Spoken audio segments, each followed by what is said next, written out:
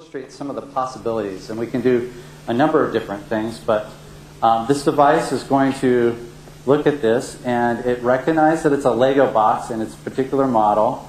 It, based on the information it sees, it provided a number of different options. You know, we can see reviews, more information, videos, and even a 3D model. I noticed that it took the English text over here on this side and highlighted it, so we must be able to do something interesting. It actually overlaid the, or translated the information into Polish.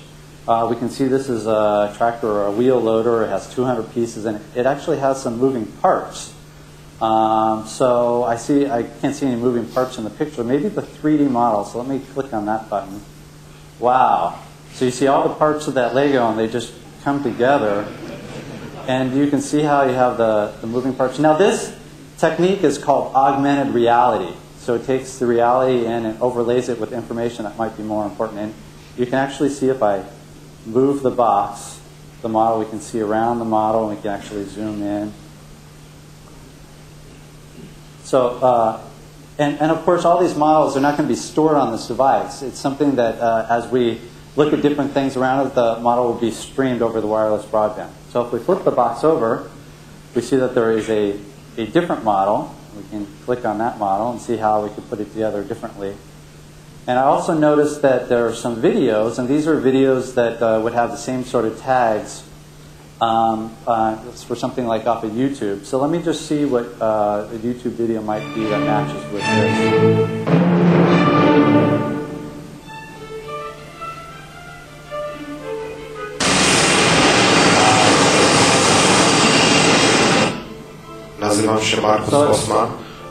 About a Lego designer, you can see if I even look at the top of the box, you should see the other model still there. And of course, I don't buy anything without seeing the reviews, so let me click on the reviews. That actually takes me to a page that has some reviews, and down at the bottom, it looks like it got some pretty good reviews. And just one last thing, just so you know that it can recognize different things and provide us different information. This side of the box, it has the UPC, so it provides us pricing information if we want. And I see it has something there about Lego Club, so I can actually go straight to that web page there. So these are just a few of the different applications we see by shrinking Intel architecture and putting it in small, low-power devices like this. I think it's fantastic. And what you just saw was what I was talking about. It was an experience that actually used the internet. It brought things to you. You didn't have to search for anything. It translated text for you. It gave you reviews on a very, very proactive contextual basis. And even more importantly, what you just saw was real.